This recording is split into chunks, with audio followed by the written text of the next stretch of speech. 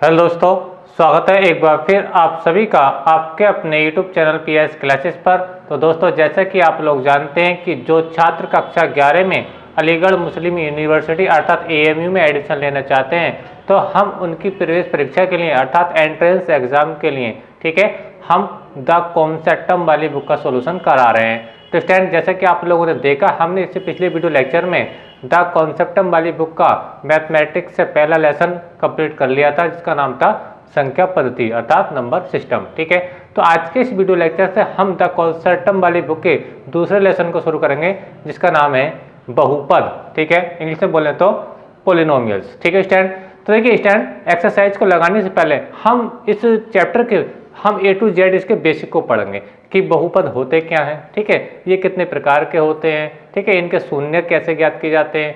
I hope को समझ आ रहा होगा स्टूडेंट। तो पहले हम इसके बेसिक को पहले 100% कवर करेंगे, और जब एक बार बेसिक आपको समझ में आ गया स्टूडेंट, ठीक है, तो इस लेसन में एक्सरसाइज में लगभग 55 सवाल हैं, उसमें मैं मानता हूँ कि आप 40+ सवाल इस बेसिक के बेस पे ही अपने आप सॉल्व कर देंगे स्टूडेंट। ठीक है, तो एक बार बताता चलूँ कि इस लेसन को अच्छा समझने के लिए, ठीक है, इस लेसन की जो एक्सरसाइज है उसको अच्छे तरीके से सॉल्व करने के लिए इसके बेसिक को समझना बहुत जरूरी है स्टूडेंट। ठीक है, तो आइए शुरू करते हैं अपने लेक्चर को और देखते हैं कि क्या होता है बहुपद। ठीक है स्टूडेंट, तो देखिए स्टूडेंट, पहले मैं आपको ओरल समझा रहा हूँ, फिर मैं आपको समझाऊंगा स्क्रीन पर कि बहुपद होता क्या है। देखिए, बहुपद की डेफिनेशन ये है, आपने बुक्स में पढ़ा भी होगा कि वह बीजीय व्यंजक यानी अलजेब्रिक फंक्शन जिसमें प्रयुक्त चर यानी कोई वेरिएबल आया होगा स्टूडेंट, ठीक है, उसकी घात या तो शून्य हो या कोई धनपूर्ण संख्या हो। एक बार मैं फिर से बता रहा हूँ, समझे मेरी बात को। वह बीजीय व्यंजक जिसमें चर की घात या तो शून्य हो या कोई धनपूर्ण संख्या हो, ठीक है, क्या कहलाता है? आपका बहुपद कहलाता है। अब ये बीजीय व्यंजक बनता कैसे है, पहले उसको समझना पड़ेगा। उसको समझ जाएंगे तब आपको बहुपद समझ में आएगा रियल में बहुपद होता क्या। चलिए आपको मैं समझाने का प्रयास करता हूँ। देखिए स्टैंड, आपने दो प्रकार की राशियां पढ़ी होंगी और सुना होगा। देखिए, एक तो होता है अचर। क्या होता है बेटा? अचर, ठीक है, जिसको हम बोलते हैं कांस्टेंट। दूसरा होता है बेटा आपका चर। ठीक है, अगर अचर की बात करूं तो अचर ऐसी राशियां होती है जिनका मान परिवर्तित नहीं होता है। जिनका मान परिवर्तित नहीं होता है, जैसे मैं एग्जांपल दे रहा हूं, जितने भी आपके नंबर्स हैं, जैसे मान लीजिए 4 है, 5 है, 6 है, ठीक है, या 7 है या 8 है, और ये कहीं तक भी चला जाए, या मान लीजिए हम इसके अंदर और भी ले लेते हैं, जैसे मान लीजिए कि पाई है, ठीक है, पाई का मान भी आप जानते हैं 3.14, ये कांस्टेंट ही माना जाता है। तो ये सब राशियां क्या होती हैं? ये जो राशि होती है बेटा आपकी अचर राशि होती है, यानी कांस्टेंट राशि होती है, इनका मान कभी चेंज नहीं होता। ये आज भी इसको आप 4 पढ़ेंगे, ठीक है, अगले साल भी इसको 4 पढ़ेंगे, ठीक है, आपको समझ आ रहा होगा, यानी इनको बोलते हैं हम अचर राशियां। अब चर राशियां क्या होती हैं? अब चर को समझते हैं। चर राशियां वे होती हैं बेटा जिनका मान कंटिन्यू चेंज होता रहता है, जिनका मान परिवर्तित होता रहता है। देखिए, जैसे मान लीजिए x है, y है या z है, या मान लीजिए ABCD का यानी इंग्लिश अल्फाबेट का कोई भी आपका अक्षर यहाँ पे लिख सकता हूँ मैं स्टैंड, ठीक है, यानी ये सब क्या होती हैं? अचर राशियाँ होती हैं, सॉरी चर राशियाँ होती हैं। आपने देखा होगा किसी सवाल में x का मान कुछ और आता है, तो आपने देखा कोई दूसरा सवाल आप सॉल्व कर रहे हैं तो x का मान उसमें कुछ दूसरा आ रहा है। यानी कहने का मतलब मेरा ये है कि x, y, z या इंग्लिश अल्फाबेट के जो भी अक्षर होते हैं सब क्या होते हैं बेटा? वो आपके अचर राशियाँ होती हैं, अर्थात वेरिएबल होते हैं। ठीक है, एक बार बताता चलूँ कि जैसे आप अभी क्वेश्चन को हम सॉल्व करा होगा, अगर आपने भी 9th क्लास में भी सॉल्व करा होगा और 8 में भी इसके काफ़ी सारे लेसन है, ठीक है, तो उसमें आपने देखो कि किसी सवाल में x का मान कुछ आ रहा है, किसी दूसरे में कुछ और आ रहा है समीकरणों में, है ना। तो ऐसे जिसके मान चेंज होते रहते हैं क्या कहलाते हैं? वो आपके चर कहलाते हैं, और जिनका मान कभी चेंज नहीं होता, ठीक है, वो आपके अचर कहलाते हैं। तो अब देखिए, अब बनाएंगे चर और अचर से बनाएंगे बीजीय व्यंजक। क्या बनाएंगे बेटा? बीजीय व्यंजक। तो देखिए, बीजीय व्यंजक कैसे बनाएंगे, समझे? बीजीय व्यंजक, क्योंकि बीजीय व्यंजक को समझना जरूरी है अगर आपको बहुपद को समझना है, अर्थात पोलिनोमियल को समझना है। ठीक है, बीजीय व्यंजक। देखिए, मान लीजिए ये कितना 4, ठीक है, मैंने इसको x को लिख दिया, तो क्या हो गया? 4x हो गया। क्या हो गया? ये 4x हो गया। तो देखिए यहाँ पे क्या है? ये आपका अचर है और ये क्या आपका चर है, ठीक है, तो ये क्या कहलाएगा? बीजीय व्यंजक कहलाएगा बीजीय व्यंजक। यानी बीजीय व्यंजक बनता कैसे है? देखिए, मैं आपको समझाने का प्रयास करता हूँ। पहले निकालेंगे हम, पहले लिखते हैं इसका अचर, फिर हम लिखते हैं इसके अंदर चर, ठीक है, यानी चर और अचर का जो संयोग होता है वो क्या कहलाता है? बीजीय व्यंजक कहलाता है। एक बात समझे, चर और अचर का जो संयोग होता है वो इसका बीजीय व्यंजक कहलाता है। अब ये देखिए यहाँ पे प्लस भी हो सकता है, ठीक है, यहाँ पे माइनस भी हो सकता है, यहाँ पे मल्टीप्लाई भी हो सकता है। क्वेश्चन में आ रहा है, यानी यहाँ पे जो साइन लगाया है मैंने, देखिए मैं एग्जाम्पल दे रहा हूँ बीजीय व्यंजक का, जैसे मान लीजिए 4 + x इस टाइप का हो गया। अगर यहाँ पे मल्टीप्लाई लगाता हूँ तो 4 × x यानी 4x हो गया, ठीक है स्टूडेंट। अच्छा, अगर मैं यहाँ पे माइनस का चिन्ह लगाता हूँ तो 4 - के x हो गया। आपको समझ में आ रहा है? तो ये सब क्या है, बीजीय व्यंजक है। ये सब क्या है, बीजीय व्यंजक है। यानी इसके अंदर चर भी आ रहा है, यानी आपका अचर भी आ रहा है और ये चर भी आ रहा है। तो चर और अचर का जो संयोग होता है स्टूडेंट, ये कहलाता है आपका बीजीय व्यंजक कहलाता है, ठीक है। अब बात करते हैं बहुपद क्या होता है, ठीक है। तो बहुपद वो होता है बेटा, बहुपद एक ऐसा बीजीय व्यंजक होता है, बहुपद एक ऐसा बीजीय व्यंजक होता है, ठीक है, जिसमें चर की घात या तो क्या होनी चाहिए, आपकी शून्य होनी चाहिए, ठीक है, या फिर कोई धन पूर्णांक होने चाहिए, जैसे 1 2 3 4 5। पसंद में आ रही है? यानी बहुपद क्या होता है, बहुपद एक ऐसा बीजीय व्यंजक होता है जिसमें जो आपका चर आएगा, ठीक है, चर की जो घात है यानी पावर है वो क्या होनी चाहिए, या तो 0 होनी चाहिए, या 1 होना चाहिए, या 2 होना चाहिए, या 3, यानी कोई ना कोई धन पूर्णांक होना चाहिए। आपको समझ में आ रहा? यानी आपका जो, अगर हम बात करें बहुपद की, ठीक है, तो बहुपद वह बीजीय व्यंजक होता है जिसमें प्रयुक्त चर की घात, प्रयुक्त चर की घात क्या होनी चाहिए, या तो शून्य होनी चाहिए या कोई धन पूर्णांक होनी चाहिए स्टूडेंट, ठीक है। आई क्वेश्चन में आ रहा हूँ। अब देखिए मैं एग्जाम्पल देना चाह रहा हूँ बहुपद के, देखिए बहुपद के एग्जाम्पल में अगर मैं चाहूँ कि मैं बहुपद लिख रहा हूँ, देखिए एग्जाम्पल इसके, ठीक है, मान लीजिए 3x + 2, 3x + 2, इसके अंदर देखिए क्या है, x क्या चर है और 3 और 2 क्या है, अचर है। यानी तो इन दोनों का संयोगी तो क्या होता है, बीजीय व्यंजक होता है। और बीजीय व्यंजक के साथ बहुपद वो होता है जिनमें ये जो चर आया है, x आया है, इसकी घात क्या होनी चाहिए, या तो 0 होनी चाहिए या फिर कोई धन पूर्णांक होनी चाहिए। आइए क्वेश्चन में आ रहा होगा। और एग्जाम्पल देखते हैं, x² + 5x + 6, ठीक है, ये भी एक बहुपद है, ये भी क्या है बेटा, एक बहुपद है, ठीक है। देखिए इसके अंदर क्या आ रहा है, चर क्या आ रहा है, x आ रहा है, x की पावर कितनी है, 2 है, ठीक है, और यहाँ पे क्या 1 है। और देख लीजिए x³ - के 1, ये भी एक बहुपद है। अब देखिए y के रूप में अगर देखना चाहते हैं इस टाइम, देखिए मैंने क्या दिया, y² - के 8y + के 10, ठीक है स्टैंड। तो ये भी क्या है, एक बहुपद है। आई क्वेश्चन में आ रहा है? यानी कहने का मतलब ये है कि यहाँ पर पावर कितनी आ रही है, 2 आ रही है, यहाँ पे 3 आ रही है। पावर की बात तो मैंने आपको पता है कि पावर क्या होनी चाहिए, या तो 0 होनी चाहिए, 1 2 3 कुछ भी हो जाए स्टूडेंट, ठीक है। लेकिन इस बात को हमेशा याद रखना कि जो आपका जो बहुपद के अंदर चर आ रहा है उसकी पावर या तो आपकी 0 होनी चाहिए या फिर 1 2 3 होना चाहिए स्टूडेंट। यानी 1 2 3 आगे भी और नंबर जा सकता है, घात 4 5 कुछ भी आ सकता है, ठीक है। और वो हमेशा क्या होनी चाहिए, प्लस की होनी चाहिए, प्लस की होनी चाहिए स्टूडेंट, ठीक है। क्योंकि जो मैंने बताया कि चर की घात हमेशा 0 या कोई धन पूर्णांक होनी चाहिए। धन पूर्णांक मतलब प्लस का ही नंबर होना चाहिए, माइनस का नंबर नहीं होना चाहिए। अब देखिए एक बार मैं आपको बताता चलूँ स्टूडेंट, ये जो आप देख रहे हैं, ये इसमें तो कौन सा चर यूज हो रहा है, x यूज हो रहा है। और जिसमें x यूज होता है तो हम इसको px से डिनोट करते हैं बेटा, किससे, px से, किससे बेटा, px से। अच्छा ऐसे देखो इसमें x आ रहा है तो इसको मैं px से डिनोट करूंगा, ठीक है। अच्छा p का मतलब क्या, पोलोनोमियल, p का मतलब क्या, पोलोनोमियल, ठीक है स्टूडेंट, p का मतलब पोलोनोमियल, और x है इस चर का नाम, मतलब कौन सा चर इसके अंदर यूज हो रहा है। तो ये x के टर्म्स में आ रहा है तो px लिखेंगे। अब देखिए y के टर्म्स में आ रहा है, तो जब y के टर्म्स में आ रहा है तो मैं क्या लिखूंगा, इसको देखो बेटा py लिखूंगा। आई क्वेश्चन में आ रहा है, ठीक है। एक बार और समझा रहा हूँ, देखिए मान लीजिए आपका कोई बहुपदी है 3t² - के 9t + के 12, इस टाइप से आ रहा है, ठीक है। तो इसमें क्या, ये तो t है, क्या है बेटा, t।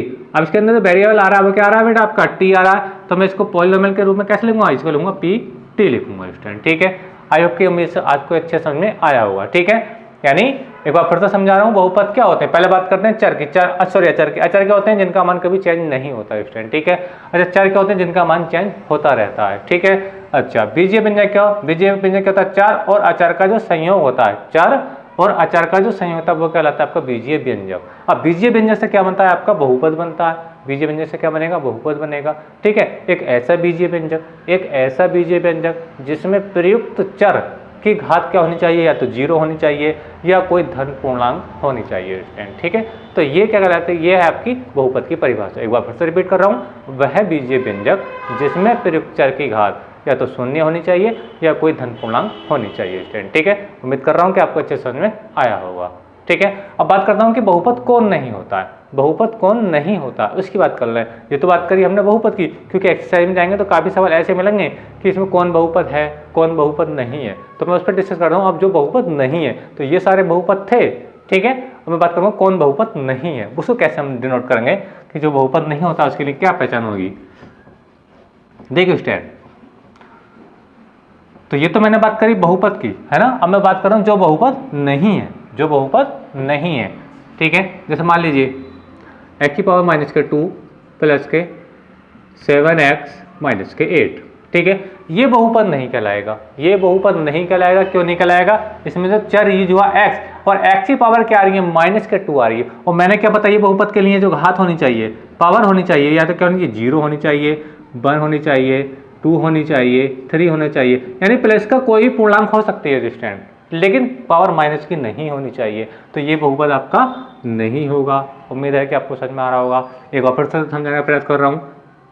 जैसे मान लीजिए x स्क्वायर प्लस के वर्गमूल x प्लस 9, ये बहुपद भी नहीं है, ये भी बहुपद नहीं है। अब आप सोच रहे होगे कि इसके पावर तो इसकी पावर तो 2 आ रही है, लेकिन इसके अंदर यहाँ पर जो x आ रहा है, यहाँ पर जो x आ रहा है, इस वर्गमूल का मतलब होता है, इसका मतलब होता है आधी घात, यानी इसका जो असली रूप आएगा निकल कर वो ही आएगा x और पावर कितने है, 1/2 प्लस 9, यानी ये पावर क्या हो गई, ये पावर तो आधी हो गई, पावर तो आधी हो गई। और मैं कह रहा हूँ पावर कैसे होनी चाहिए, या तो 0 हो, 1 2 3 4 5 से कुछ भी हो, लेकिन पावर एक धनपूर्ण संख्या ही होनी चाहिए। आपको समझ में आ रहा, तो ये भी बहुपद आपका बेटा नहीं होगा। ये आज आपको समझ में आ रहा होगा। और मैं आपको बताता हूँ, जैसे मान लीजिए x स्क्वायर प्लस के 7 प्लस अपॉन x प्लस के 2, ये बहुपद नहीं होगा, ये बहुपद भी नहीं होगा। क्यों नहीं होगा? इसमें अपॉन में x आ गया, इसमें अपॉन में x आ गया स्टैंड। ठीक है, अपॉन में x आ गया, इसका मीनिंग क्या देखिए, मैं इसको सॉल्व करूंगा आगे, लेकिन मैं आगे बता रहा हूँ इस चीज़ को। इसको कह लूँगा x स्क्वायर, ठीक है, प्लस 7। अब इस x को ऊपर लेकर जाऊँगा तो ये x की पावर माइनस की बन जाएगी, माइनस के 1 बन जाएगी। ठीक है, प्लस के 2 हो गया। ठीक है स्टैंड, तो कहने का मतलब क्या है कि यहाँ पर पावर होगी माइनस की 1, और पावर होनी क्या चाहिए आपकी, प्लस की 1 हो जाता तो दिक्कत नहीं, लेकिन माइनस की 1 नहीं होनी चाहिए। तो ये इस टाइप के जो है, ये सब क्या है, ये बहुपद नहीं है। ठीक है, बहुपद केवल ऐसा बीजीय व्यंजक होता है जिसमें जो चर यूज होता है, वेरिएबल यूज होता है, उसकी पावर या तो 0 हो या कोई धनपूर्णांक संख्या हो। ठीक है स्टैंड। अच्छा, बात करते हैं कि जो बहुपद कौन नहीं होता है, तो मैंने बताया कि जिसके वह एक ऐसा बीजीय व्यंजक, ठीक है, वह एक ऐसा बीजीय व्यंजक जिसमें चर की घात एक धनपूर्ण संख्या नहीं हो, वो क्या कहलाता है, बहुपद नहीं कहलाता है। ठीक है, तो ये सब क्या बहुपद नहीं है, क्योंकि इसमें पावर माइनस की आ रही है, इसमें पावर आधी आ रही है, और ये अपॉन वाला भी देखो ऊपर जाएगा तो ये माइनस हो जाएगा, तो ये घात क्या जाएगी, नेगेटिव हो जाएगी, और घात हमेशा और हमेशा पॉजिटिव ही होनी चाहिए थी। तो ये क्या बेटा बहुपद नहीं है, और ये बहुपद है। उम्मीद करता हूँ कि आपको अच्छे समझ में आया होगा कि बहुपद क्या होता है। स्टार्टिंग कहाँ से होती है, चर से और अचर से होती है। चर क्या होते हैं, जिनका मान चेंज नहीं होता, अचर क्या होते हैं, जिनका मान चेंज होता रहता है। ठीक है, चर और अचर का जो संयोग है वो बीजीय व्यंजक कहलाता है। एक ऐसा बीजीय व्यंजक जिसमें चर की घात या तो 0 हो या कोई धन पूर्णांक हो, ठीक है, क्या कहलाता है, बहुपद कहलाता है। तो उम्मीद करता हूँ कि यहाँ तक आपको बात मेरी समझ में आई होगी। स्टूडेंट, अगर यहाँ तक आप मेरी बात आपको समझ पा रहे हैं तो आप लोगों से मेरा विशेष रिक्वेस्ट है कि आप वीडियो को लाइक कीजिए और मुझे कमेंट करके बताइए कि आपको ये यहाँ तक बात समझ में आई कि नहीं आई। ठीक है, चलते हैं आगे के बारे में। अब हम बात करेंगे स्टैंड कि बहुपद कितने टाइप्स का होता है, बहुपद कितने टाइप्स का होता है, बहुपद के प्रकार पढ़ेंगे हम। ठीक है, अब इसका स्क्रीनशॉट ले लीजिए अगर लेना चाहते हैं तो। अब मैं आगे की बात कर रहा हूँ स्टैंड। ठीक है, चलिए अब हम बात करेंगे बहुपद के प्रकार, टाइप्स ऑफ पॉलिनोमियल्स। देखिए स्टैंड, सबसे पहले हम बात करते हैं बहुपद के प्रकार में टाइप्स ऑफ पॉलिनोमियल।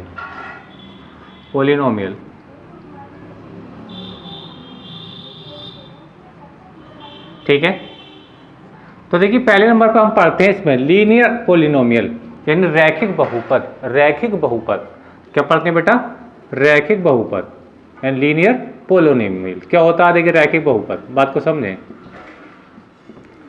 रैखिक बहुपद क्या होता है, ठीक है, देखिए एक ऐसा बहुपद, एक ऐसा बहुपद, ठीक है, बात समझें, एक ऐसा बहुपद जिसमें चर की घात 1 हो, चर की घात 1 हो, क्या कहलाता है? रैखिक बहुपद कहलाता है। एक बार फिर से रिपीट कर रहा हूं, बात को समझें।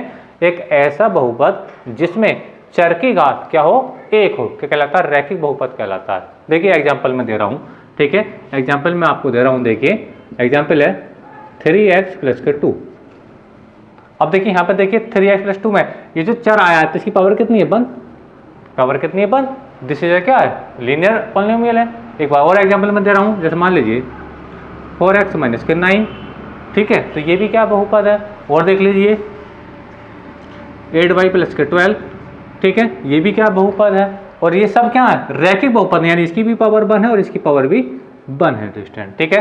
तो उम्मीद कर रहा हूँ कि आपको समझ में आई होगी। एक ऐसा बहुपद, ठीक है, जिसमें चर की घात क्या होनी चाहिए? 1 होनी चाहिए, क्या कहलाएगा? आपका रैखिक बहुपद यानी लीनियर पॉलिनोमियल कहलाएगा, ठीक है स्टूडेंट। अच्छा, अब हम बात करते हैं general terms of linear polynomial, यानी रैखिक बहुपद का, ठीक है, जो व्यापक रूप होता है वो क्या होता है। चलिए इसको देखते हैं। तो ये एग्जाम आपके एक्सरसाइज में इस टाइप के सवाल हैं।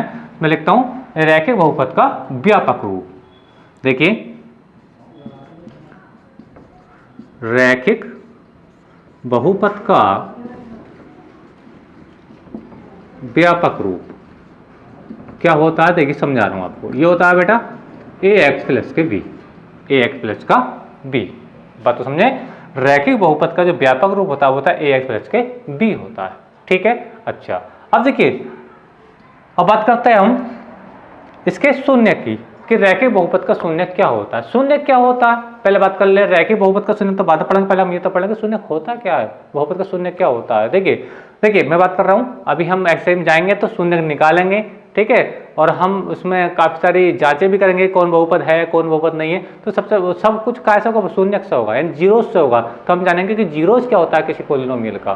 ठीक है, जीरोज पोलिनोमियल की ऐसी वैल्यू होती है, यानी शून्यक पोलिनोमियल जो शून्यक जो होता है, शून्य सॉरी माफ कीजिएगा, शून्यक या जीरोज, ठीक है, वेरिएबल की एक ऐसी वैल्यू होती है, ठीक है, जिस पर उसका मान शून्य के बराबर हो जाता है। देखिए मैं आपको समझाने का प्रयास करता हूँ। देखिए मैं बता रहा हूँ शून्य, ये तरह समझे। देखिए मान लीजिए एक्स स्क्वायर माइनस के 5x प्लस के 6, ठीक है, ये मैंने पोलिनोमियल लिख दिया, ये मैंने पोलिनोमियल लिखा। और मैंने कहा कि इसके जो शून्य के मान लीजिए 2,3 है, 2,3, यानी इसके जो शून्य यानी जीरोज हैं वो कितने हैं? बात को समझें, तब समझ में आएगा कि शून्य होता क्या है, पोलिनोमियल यानी बहुपद का शून्य होता क्या है। तो ये चर की एक ऐसी वैल्यू होती है, चर का ऐसा मान होता है जिस पर उस बहुपद का मान शून्य हो जाता है। मैंने कहा कि ये मैंने बहुपद लिखा, क्या लिखा? बहुपद, ठीक है। अभी x के टर्म्स में तो मैं px में लिख सकता हूँ इसको, px क्या बेटा लिख सकता हूँ। मैं तो आपको समझ में आ रही हो स्टैंड, ठीक है। अच्छा, अगर मैं 2 पर चेक करना चाहूँ, यानी अगर मैं p और ये x है ना, x की मैं 2 लिख रहा हूँ, कितना लिख दिया? 2। अब मेरा क्या आपको समझ में आ रहा है? अब मैं x की कितना लिख रहा हूँ? 2 पर चेक कर रहा हूँ, तो जहाँ पे x है वहाँ पर 2 लिख दीजिए, तो 2 का स्क्वायर हो जाएगा माइनस के 5 इंटू 2 हो जाएगा और प्लस के 6 हो जाएगा, ठीक है, यानी p2 बराबर, ये 2 की पावर का मतलब कितना होता है? 2 के बाद 2 मतलब 4 होता है, माइनस से कितना हो जाएगा? 10 हो जाएगा और प्लस के 6 हो जाएगा। अब इसको सम कर लीजिए, तो 10 माइनस के 10 यानी p2 की जो वैल्यू आई वो कितनी आई है बेटा? 0 आई है। यानी कहने का मतलब है जब मैंने इस पोलिनोमियल में, ठीक है, x की वैल्यू 2 रखी तो मुझे जो मान मिला p2 का वो कितना मिला? 0 मिला। इसका मीनिंग बेटा ये हुआ कि शून्यक चर का, यानी ये जो वैल्यू आ रही है x की वैल्यू तो है, एक x की वैल्यू ये आएगी और x की वैल्यू बेटा ये आएगी। जब इस बहुपद को हम फैक्टराइज ऐसा गुणनखंड विधि से सॉल्व करेंगे तो आपके जो मान आएंगे 2 और 3 आएंगे, 2 और 3 आएंगे स्टूडेंट, ठीक। काफी हम डिस्कस करेंगे एक्सरसाइज में जाकर इस चीज को, ठीक है। तो अब 2 और 3 जब आएंगे तो इन 2 और 3 को जब इसमें चर की जगह डालूंगा, ठीक है, तो उसका मान कितना हो जाएगा? 0 हो जाएगा। अगर ये शून्य हुआ इसका मान, तो ये जो नंबर 2 आया, ठीक है, जो 2 मैंने लिखा है, ये इस पोलिनोमियल का जीरोज कहलाएगा, शून्य कहलाएगा। बात समझ में आ रही है? तो शून्य क्या होता है? किसी बहुपद का चर का वह मान जिसके लिए बहुपद का मान क्या हो जाए? शून्य हो जाए, क्या कहलाता है? उसका शून्य कहलाता है। उम्मीद है कि आपको समझ में आ रही होगी। यानी चर का वह मान जिसके लिए बहुपद का मान क्या हो जाए? शून्य हो जाए, क्या कहलाता है? उसका बहुपद कहलाता है। इस प्रकार से जब वहाँ पर 3 डालेंगे तब इसका मान क्या हो जाएगा? शून्य हो जाएगा। तो इसका मीनिंग होगा 2 और 3 जो है इस बहुपद के शून्यक यानी जीरोज हैं। आई होप के समझ में आ रहा होगा स्टूडेंट, ठीक है। अच्छा, तो इसी प्रकार से मैं बताना चाहता हूँ आप लोगों को इसका शून्य कैसे निकालेंगे। देखिए अब देखिए इस यहाँ पर मुझे जैसे मान लीजिए x के टर्म्स में है, तो मैं देखिए मैं x के टर्म्स में लिख देता हूँ स्टैंड, ठीक है। ये अब ये हो जाएगा ax प्लस के b, ठीक है स्टैंड। अच्छा अब देखिए मुझे जीरो निकालना है, शून्य निकालना है, किसका? रैखिक बहुपद का। रैखिक बहुपद का व्यापक रूप तो मैंने ये लिख दिया, इसका मुझे शून्य ज्ञात करना है। तो शून्य कैसे निकालूंगा? देखिए तो मैं शून्य के लिए मुझे पता है, अगर शून्य मानता हूँ तो ये देखो P2 यानी Px का मान क्या आ गया था? Px निकल के जीरो आया था यहाँ पे, देखा आप लोगों ने। तो अगर मैं यहाँ पे जीरो मान लेता हूँ Px को, यानी शून्य के लिए, यानी 4 जीरोज, ठीक है। अगर मैं Px इजिकल टू क्या कर दूँ? जीरो कर दूँ। कितना कर दूँ बेटा? जीरो। तो जब यहाँ जीरो लिखूंगा स्टैंड तो जीरो हो जाएगा और ये हो जाएगा आपके पास ax प्लस का b हो जाएगा। अच्छा मैं यहाँ से x की वैल्यू निकालना चाहता हूँ, क्योंकि x के मान ही तो होते हैं, x के मान ही तो होते हैं, तो मैं यहाँ से भी x का मान निकालने की कोशिश कर रहा हूँ, ठीक है। कैसे निकालते हैं मैं बता रहा हूँ कि px को हम जीरो मान लेते हैं। अच्छा ये प्लस का भी इधर का माइनस के भी हो जाएगा स्टैंड, क्या हो जाएगा? माइनस के भी, इधर का रह जाएगा बेटा आपका ax रह जाएगा। मुझे x की वैल्यू निकालनी है तो ये वाला a इसके अपॉन में आ जाएगा, यानी ये हो जाएगा माइनस के b अपॉन a हो जाएगा। और ये क्या की वैल्यू निकल के आई बेटा? x की वैल्यू निकल के आई है। क्या बेटा? x की वैल्यू निकल के आई है। यानी कहने का मतलब मेरा ये है कि रैखिक बहुपद का जो शून्य होता है वो कहता है माइनस के b अपॉन a होता है। अब देखिए ये जो b अपॉन a है, यानी ये जो x का मान माइनस के b अपॉन a आया है, अगर मैं यहाँ पे x का डालता हूँ तो इसका मान शून्य हो जाएगा। अब हम चेक करेंगे कि ये जो x का मान आया है माइनस के b अपॉन a, ठीक है, क्या ये इसका सही है, शून्य है या नहीं है। वो कैसे चेक करेंगे आइए देखिए मैं आपको समझा रहा हूँ। देखिए चेक करते हैं, बड़े आसान तरीके से इसको समझते हैं। देखिए आपका जो पॉलिनोमियल था वो क्या था? रैखिक पॉलिनोमियल ये था आपका px और ये था बेटा आपका ax प्लस के b, ठीक है स्टैंड। अच्छा अब मुझे करना क्या है? x की जगह मुझे माइनस के b अपॉन a लिखना है, माइनस के b अपॉन a। तो p में ऐसे उतारूंगा और ये माइनस के b अपॉन a बेटा आपका ऐसे उतार दूंगा, ठीक है। मैंने x की जगह पुट कर दिया, यानी x बराबर मैंने माइनस के b अपॉन a ये पुट कर रहा हूँ, ठीक है स्टैंड। पर तो देखिए क्या आएगा? ये x की जगह माइनस के b अपॉन a लिखा, अब ये a आपका अब ये आ गया इनटू, ठीक है। x का मालूम है क्या है? देखिए माइनस के b अपॉन a है, ठीक है, प्लस का b।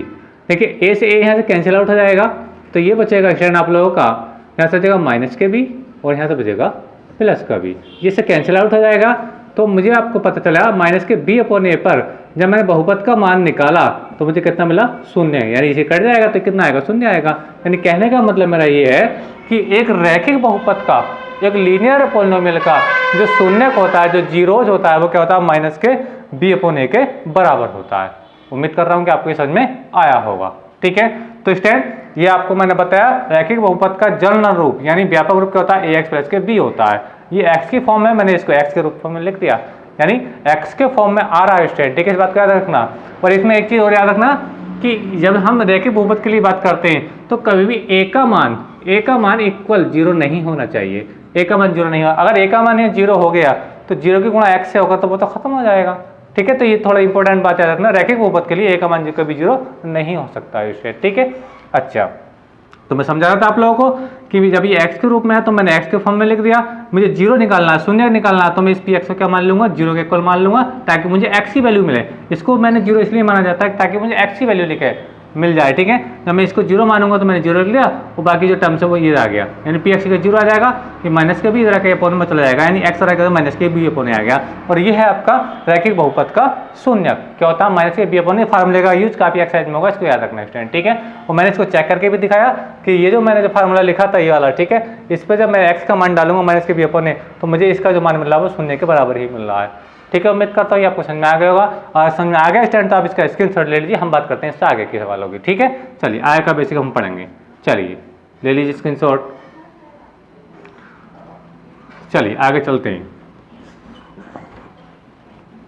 अब बात करते हैं देखिए द्विघात बहुपद की।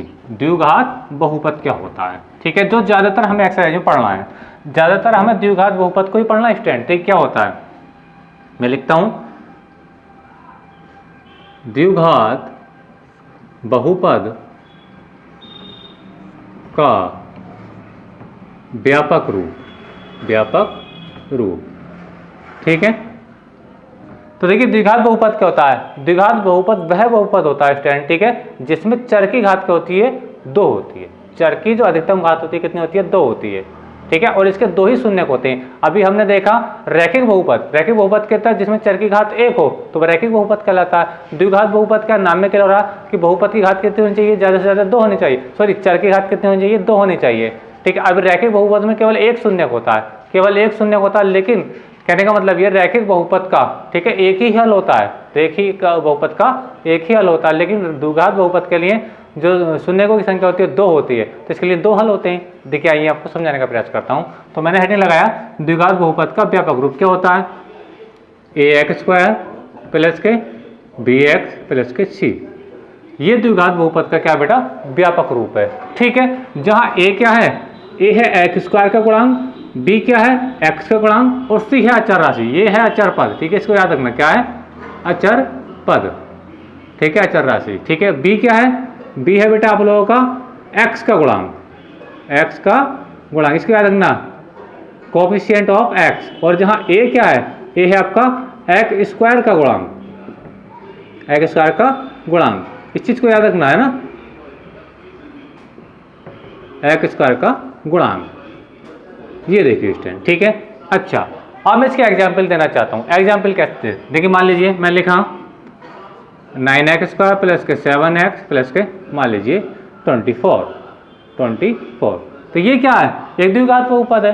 क्या है एक द्विघात, a का मान क्या है, देखिए कंपेयर करते, a का मान 9 है, b का मान कितना है 7 है, c का मान कितना आपका 24 है। अब देखिए इसके लिए मैंने एग्जाम्पल तो दिया, एग्जाम्पल और देख लीजिए, जैसे x² प्लस के 5x प्लस के 6, ये भी द्विघात बहुपद है, ठीक है। ये मैं और भी बताना चाहता हूँ आप लोगों के लिए, जैसे x² माइनस के 1 या x² प्लस के 1, ये सब क्या है द्विघात बहुपद है, सारे क्या द्विघात बहुपद है, क्योंकि जो चर की जो अधिकतम घात आ रही है वो कितनी आ रही है 2 आ रही है, ठीक है। यहाँ पावर 1 भी है, लेकिन जब 2 और 1 में कंपेयर करते हैं तो जो पावर बड़ी होती है हम उसी को महत्व देते हैं, तो सारे क्या है द्विघात बहुपद है, अंडरस्टैंड, ठीक है। अब द्विघात बहुपद के लिए इंपॉर्टेंट बात ये है, इसके लिए इंपॉर्टेंट बात ये है बेटा, इंपॉर्टेंट बात ये है इसके लिए कि यहाँ पे a का मान कभी भी 0 नहीं होना चाहिए। अगर a का मान 0 हो गया स्टैंड, ठीक है, तो ये x² गुणा जब 0 से करोगे तो ये चीज़ हो जाएगी यहाँ पे साइलेंट हो जाएगी, तो फिर कितना रहेगा bx प्लस c रह जाएगा, जो कि आपका द्विघात बहुपद नहीं होगा स्टैंड, ठीक है। और जहाँ abc क्या है, abc है आपकी वास्तविक संख्या है, यानी a b और ये जो c है स्टैंड, ठीक है, a b एंड c क्या ये रियल नंबर है, क्या ये रियल नंबर, जैसे कि आपको ये मिला 9 7 है ना, a का मान 9 मिल गया, b का मान आपको 7 देखने को मिल रहा है, कंपेयर करने पर c का मान आपको 24 मिल रहा है, ठीक है। तो ये क्या आपके जो ए बी सी है, ठीक है, A B C, A B and C क्या है ये आपके रियल नंबर है, क्या है ये आपके रियल नंबर, इन वास्तविक संख्या है स्टूडेंट, ठीक है। तो उम्मीद है कि आपको ये समझ में आया होगा। द्विघात बहुपद क्या होता है, वह बहुपद जिसमें चर की घात क्या हो 2 क्या कहलाता है, द्विघात बहुपद कहलाता है। इसका जो व्यापक रूप होता है बेटा वो ये होता है जो मैंने आपको बताया, जहाँ x क्या हो, a क्या हो x² का गुणांक होता है, b x का गुणांक होता है और c का होता है अचर पद होता है स्टूडेंट, ठीक है।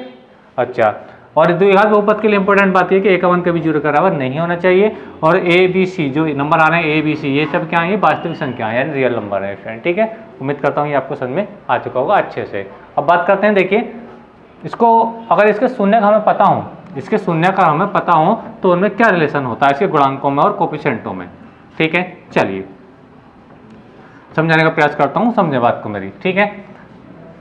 देखिए यदि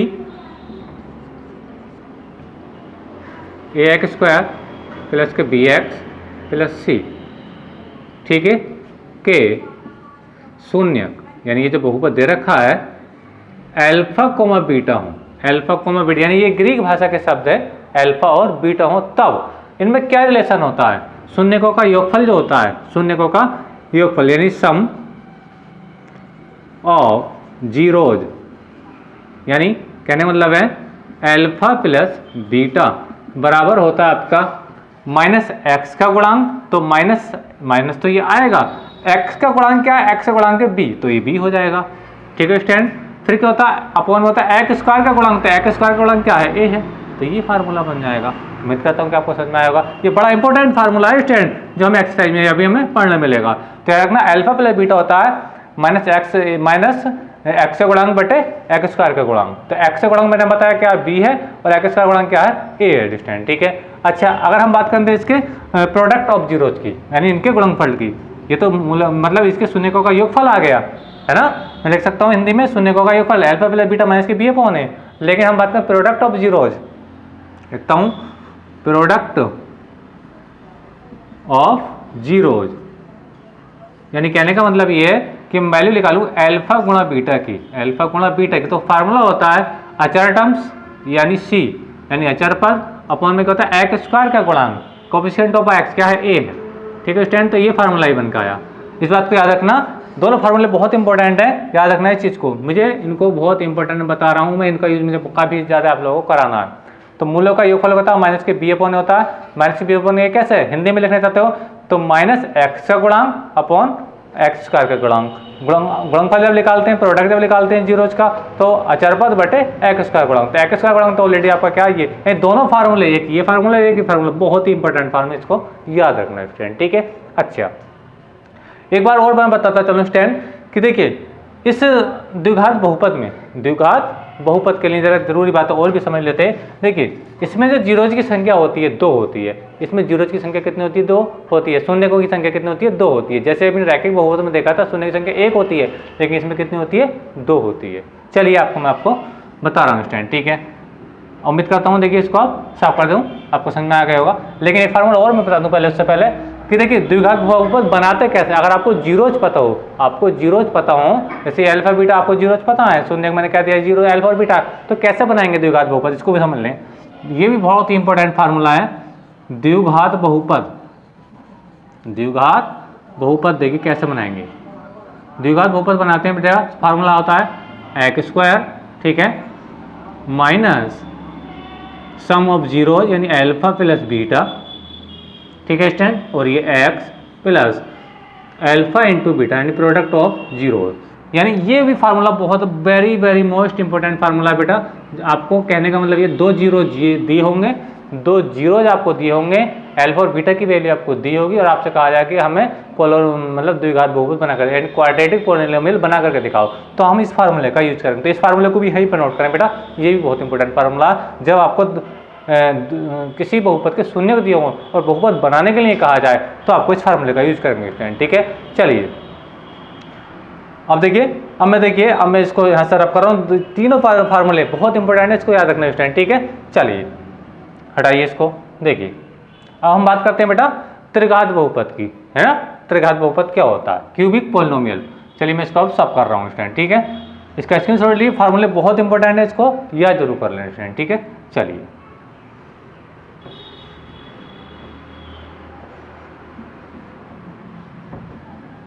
अब बात करते हैं। देखिए त्रिघात बहुपद क्या होता है। त्रिघात बहुपद हमें ज़्यादा तो इसमें एक्सरसाइज में पढ़ना नहीं मिलेगा, लेकिन अगर जब पढ़ रहे हैं तो इसके बेसिक को तो हम उसको भी समझते रहें। देखिए त्रिघात बहुपद क्या होता है।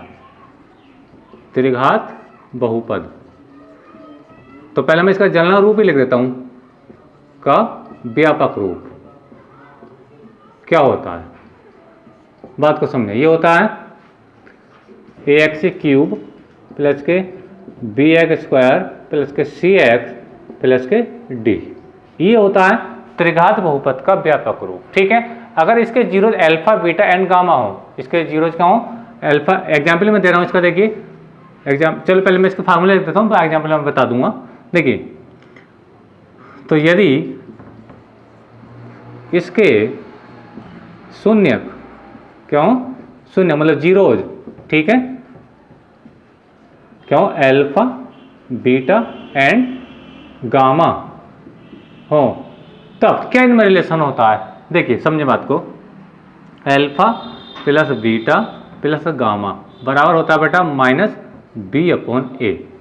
क्या होता है बेटा, माइनस के बी अपॉन ए होता है। इस चीज़ को याद रखना, alpha plus beta into gamma, इनका जो सम होता है वो क्या होता है माइनस बी अपॉन ए के इक्वल होता है। ठीक है, और जहाँ बी आपसे मिल जाएगा एक्स स्क्वायर का गुणांक है, और ए क्या है बेटा एस की क्यूब का गुणांक है। ठीक है, अच्छा बात करते हैं, ये आपसे पूछा है अल्फा, ये फार्मूला नंबर 1 है इसका, अल्फा बीटा बीटा गामा और प्लस, याद रखना प्लस चल रहा है ना, और गामा और अल्फा, इसका जो वैल्यू होती है, इसकी वैल्यू होती है सी अपॉन ए, सी अपॉन ए। अगर आपसे ये वैल्यू पूछी जाए, ठीक है, तो क्या हो जाएगा सी अपॉन सी, क्या है आपका एक्स का गुणांक है, और एक है आपका एक्स क्यूब का गुणांक है। ठीक है, उसका जो अंतिम फार्मूला आता है, ये दूसरा फार्मूला इसका था स्टैंड। ठीक है, दूसरा फार्मूला ये है, इसका तीसरा, सॉरी ये दूसरा है, तीसरा फार्मूला स्टैंड ये होता है इसका, देखिए समझे बात को, अल्फा बीटा मल्टीप्लाई में है तीनों और एक गामा, क्या होता है, ये होता है आपका माइनस के डी अपॉन ए, क्या होता है माइनस के डी अपॉन ए होता है, जब डी क्या आपका कांस्टेंट टर्म्स है यानी अचर राशि है और ए क्या है बेटा आपका एक्स क्यूब का गुणांक है, ठीक है। और इसमें जो शून्य की संख्या होती है द्विघात बहुपद में, अभी हमने पढ़ा उसमें शून्य की संख्या 2 होती है ज़्यादा से ज़्यादा, लेकिन इसके अंदर पावर कितनी आ रही है, 3 आ रही है, तो इसमें द्विघात बहुपदों की संख्या सॉरी त्रिघात बहुपदों की संख्या जो कितनी होगी वो 3 होगी, यानी इसके जो शून्यकों की संख्या होगी वो 3 होगी, द्विघात बहुपद में शून्य की संख्या 2 होती है और रैखिक बहुपद में शून्य की संख्या 1 होती है, अर्थात इसके 3 हल होंगे, द्विघात बहुपद के 2 हल होंगे और रैखिक बहुपद का 1 हल होगा। इस बात को इसको याद रखें स्टूडेंट, ठीक है। एग्जाम्पल इसमें अगर देना चाहें तो एग्जाम्पल देखिए, इस टाइप का एग्जाम्पल अगर मैं देता हूँ तो ये है 4x³ प्लस के 9x² माइनस के 8 प्लस के 8x, माइनस भी लगा सकते हैं, इससे कोई प्रॉब्लम नहीं है, वो मान लीजिए 15। तो ये इसका एग्जाम्पल है स्टूडेंट, ठीक है। तो उम्मीद करता हूँ कि आपको समझ में आया होगा त्रिघात बहुपद का व्यापक रूप, अब इसके जो शून्य के जीरो हैं अल्फा एंड बीटा हो, तो ये फार्मूले आपको इसमें आपको याद रखने हैं, ठीक है। जहाँ ए बी सी क्या है और डी क्या है, ए है एक्स क्यूब का गुणांक, ए है एक्स क्यूब का गुणांक, बी है एक्स स्क्वायर का गुणांक, सी है एक्स का गुणांक और डी अचर राशि है स्टूडेंट, जहाँ पे ये जैसे देख रहे हैं 15 यहाँ पे अचर राशि है स्टूडेंट, ठीक है। अच्छा तो देखिए अब मैं इसको स्टैंड बेटा रब कर रहा हूँ, अब मैं थोड़ा आगे की बात करता हूँ, ठीक है। चलिए अब देखिए ग्राफ के माध्यम से क्या समझते हैं बहुपद के लिए, चलिए मैं इसको हटा रहा हूँ, बिल्कुल।